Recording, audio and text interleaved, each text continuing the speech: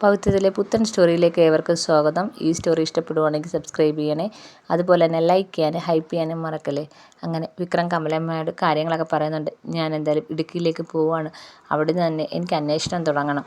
വേദിയെക്കുറിച്ചുള്ള എന്തെങ്കിലും വിവരം കിട്ടുമോ കിട്ടാതിരിക്കത്തില്ല എന്ന് കമലമ്മ അടുത്ത് പറയണം. അപ്പോൾ കമലമ്മ പറയുന്നുണ്ട്, നീ പോയിട്ട് വാ, എന്തായാലും വേദിയെക്കുറിച്ചുള്ള അന്വേഷണം അവിടുന്ന് തന്നെ തുടങ്ങുന്നത് നല്ലതെന്ന് പറയാണ്. അങ്ങനെ വിക്രമാണെങ്കിൽ നേരെ ഇടുക്കിക്ക് പോവുകയാണ്. അപ്പം അവിടെ ചെല്ലുമ്പോൾ വേദിയായിട്ടുള്ള നല്ല ഓർമ്മകളാണ് വിക്രത്തിന് മനസ്സിൽ വരുന്നത്. അപ്പം ആ കാര്യങ്ങളൊക്കെ വിക്രം ഇങ്ങനെ ആലോചിക്കുകയാണ്. അതിനുശേഷം നേരെ പള്ളിയിലേക്ക് പോവുകയാണ്.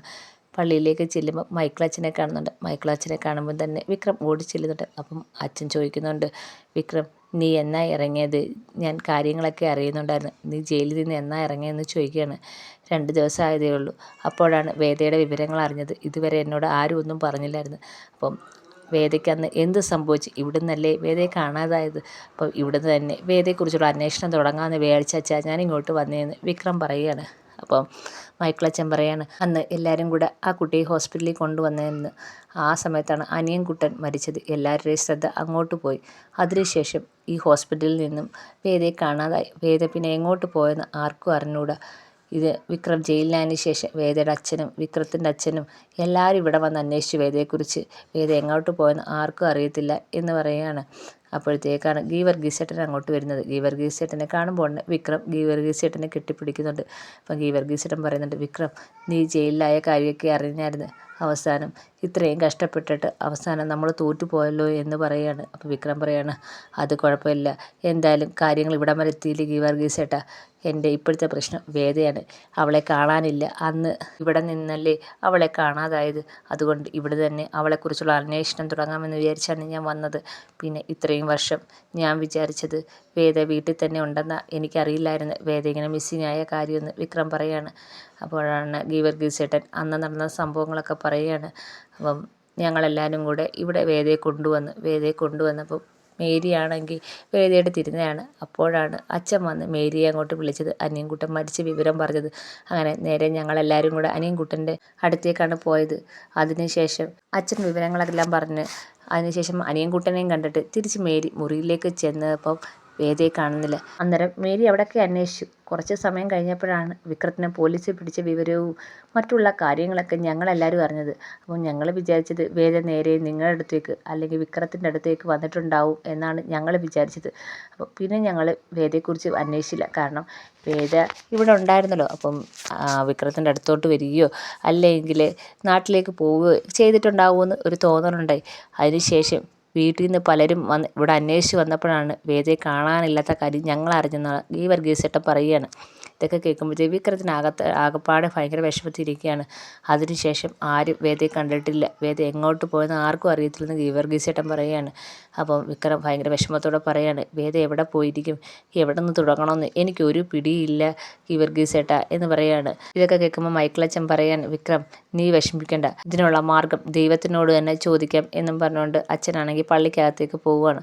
അതിനുശേഷം അച്ഛൻ ഇങ്ങനെ ബൈബിളൊക്കെ എടുത്ത് വായിച്ചതിന് ശേഷം പറയാണ്, നീ ഒന്നും കൊണ്ടും വിഷമിക്കേണ്ട, നീ വേദയെ തേടിപ്പോയില്ലെങ്കിലും വേദ നിന്നോട് തന്നെ വന്ന് ചേരും. പുതിയ മാറ്റങ്ങളൊക്കെ ഉണ്ടാവും നിങ്ങളുടെ ജീവിതത്തിൽ. നിങ്ങൾ എത്രയും പെട്ടെന്ന് തന്നെ കണ്ടുമുട്ടും എന്ന് പറയുകയാണ്. പക്ഷേ നിങ്ങളുടെ ശത്രുക്കൾ നിങ്ങളുടെ കൂടെ തന്നെ ഉണ്ട്, അത് എപ്പോഴും ഓർമ്മ വേണമെന്ന് പറയാണ്. അത് കേൾക്കുമ്പോഴത്തേക്ക് വിക്രത്തിനൊരു ആശ്വാസമൊക്കെ ആവുന്നുണ്ട്.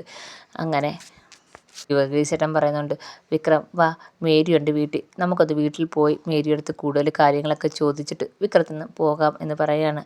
അങ്ങനെ വിക്രവും സമ്മതിക്കുന്നുണ്ട്. അപ്പോൾ മൈക്കിളച്ചനും പറയുന്നുണ്ട്, ചെല്ല് വിക്രം, മേരിയെ ചെന്ന് കണ്ട് ബാക്കി എന്തെങ്കിലും ചോദിക്കാനുണ്ടെങ്കിൽ ചോദിക്കാൻ പറയാണ്. അങ്ങനെ അവരെല്ലാവരും കൂടെ മേരി ചേച്ചിയെ കാണാനായിട്ട് വീട്ടിലേക്ക് പോവുകയാണ്. ഈ സമയത്താണെങ്കിൽ ശ്രീകാന്താണെങ്കിൽ ഭയങ്കര കലിപ്പിൽ ഓരോ കാര്യങ്ങൾ ദർശനടുത്ത് പറഞ്ഞു കൊടുക്കുകയാണ്. അവൻ വീട്ടിൽ വന്ന് പ്രശ്നം ഉണ്ടാക്കിയിരിക്കുന്നു. വേദയെ കാണുന്നില്ലെന്നും പറഞ്ഞുകൊണ്ടാണ് വീട്ടിൽ വന്ന് പ്രശ്നം ഉണ്ടാക്കിയത്. അവൻ എന്തോത്തിൻ്റെ കേടാ, അവനും അവളും കൂടെ അല്ലയോ അന്ന് ഈ നാട് വിട്ടു പോയത്. ഇപ്പം അവളെ തിരക്കി നമ്മുടെ അടുത്ത് വരേണ്ട കാര്യം എന്തോന്ന് ചോദിക്കുകയാണ്. അപ്പോൾ ദർശൻ പറയാണ്, അവന് 6 വർഷം എന്നൊരു തടവ് ഏറ്റവും കുറഞ്ഞു പോയി. അതിന് കാരണം ശങ്കരൻ അങ്കിള, അല്ലെങ്കിൽ അവന് കുറച്ച് നാളും കൂടെ ശിക്ഷ വാങ്ങിച്ച് അവൻ ജയിലിനകത്ത് കടത്തിയാനെ ഞാൻ എന്ന് പറയുകയാണ്. എന്തായാലും അവൻ പുറത്തുണ്ടല്ലോ, അവൻ അങ്ങനെ അങ്ങ് രക്ഷപ്പെടുത്തുകയൊന്നുമില്ല. എന്തെങ്കിലുമൊക്കെ കേസ് അവനായിട്ട് തന്നെ ഉണ്ടാക്കും. അവൻ്റെ ജീവിതം ഞാൻ ആ ജയിലിനകത്ത് തന്നെ തീർക്കുമെന്ന് ദർശൻ പറയാണ്. ഇത് കേൾക്കുമ്പോഴത്തേക്ക് ശ്രീകാന്തിനൊരു സന്തോഷമുണ്ട്. പക്ഷേ സന്തോഷമൊന്നും പുറത്ത് കാണിക്കാൻ പറ്റത്തില്ലല്ലോ. അപ്പോൾ ഉടനെ ശ്രീകാന്ത് പറയാണ്, ദർശ ഇനി അവൻ്റെ വഴിക്ക് വിടും, നമ്മൾ അവൻ്റെ പുറകിലൊന്നും പോകണ്ട, വരുന്നതെല്ലാം വന്ന് ഇനി അവൻ്റെ പുറകെ പോയിട്ട് നമ്മുടെ ജീവിതവും കൊണ്ട് നശിപ്പിക്കേണ്ട കാര്യം എന്താണ്? പിന്നെ ഇപ്പം ആണെങ്കിൽ അവനാണെങ്കിൽ വേദ തിരക്കി നമ്മുടെ വീട്ടിൽ വന്നേക്കുന്നത്. ഇത്രയും കാലം അവന് വേദ എവിടെയാണെന്ന് പോലും അറിയത്തില്ലായിരുന്നു. മാത്രമല്ല ഈ നാട്ടിൽ നിന്ന് അവളെയും വിളിച്ച് മറ്റൊരു നാട്ടിൽ കൊണ്ടുപോയി താമസിച്ച് ഇത്രയും കഷ്ടപ്പെടുത്തി ഈ പ്രശ്നങ്ങളൊക്കെ ഉണ്ടായി അവസാനം അങ്കിളിൽ കൊന്നതിന് ശേഷം ഇപ്പം വേദയെ തിരക്കി നമ്മുടെ വീട്ടിലേക്ക് വീട്ടിൽ വന്ന് ഭയങ്കര പ്രശ്നമായിരുന്നു എന്നൊക്കെ ശ്രീകാന്ത് ഓരോന്ന് പറഞ്ഞു കൊടുക്കുകയാണ്. അപ്പം ദർശൻ പറയുകയാണ്, ഞാൻ അവനെ ഒന്ന് കാണുന്നുണ്ട്, അവനോട് ബാക്കി കുറച്ച് കടങ്ങളും കൂടെ എനിക്ക് തീർക്കാനുണ്ട്. എൻ്റെ അച്ഛനെ കൊന്നവൻ ഞാൻ അങ്ങനെ വെറുതെ വിടത്തില്ല എന്ന് ദർശൻ ശ്രീകാന്തിനോട് പറയാണ്. ഇതൊക്കെ ശ്രീകാന്തിന് ഭയങ്കര സന്തോഷം ഉണ്ടാക്കുന്ന കാര്യമാണ്. പിന്നെ വേദ, അവളെയും ഞാൻ വെറുതെ വിടാൻ തീരുമാനിച്ചിട്ടില്ല. അവളും ഇതിനൊക്കെ കൂട്ട് നിന്നിട്ടുണ്ടെങ്കിൽ അവളെയും ഞാൻ വെറുതെ വിടത്തില്ല എന്ന് പറയാണ്. അപ്പോൾ ശ്രീകാന്ത് പറയാണ്, ഇവനും തമ്മിലുള്ള ബന്ധം അങ്ങ് അവസാനിച്ചായിരുന്നെങ്കിൽ വേദയെ നിനക്ക് കെട്ടിച്ചു തരാമായിരുന്നു എന്ന് പറയുകയാണ്. അപ്പോൾ ദർശൻ പറയാണ്, ഇത്രയും നാൾ ഞാൻ അങ്ങനെ ഒരു ആഗ്രഹം മനസ്സിൽ കൊണ്ട് നടന്നിട്ടില്ല. വേദയ്ക്ക് ഇഷ്ടമുള്ളതുപോലെ വിക്രമുമായിട്ട് ജീവിച്ചോട്ടെ എന്നായിരുന്നു. പക്ഷേ ഇനി ഒരവസരത്തിൽ വേദയും വിക്രവും തമ്മിൽ പിരിഞ്ഞാൽ വേദയെ കല്യാണം കഴിക്കുന്നതിനെക്കുറിച്ച് ഞാൻ ചിന്തിക്കുകയെന്ന് ദർശൻ പറയുകയാണ്.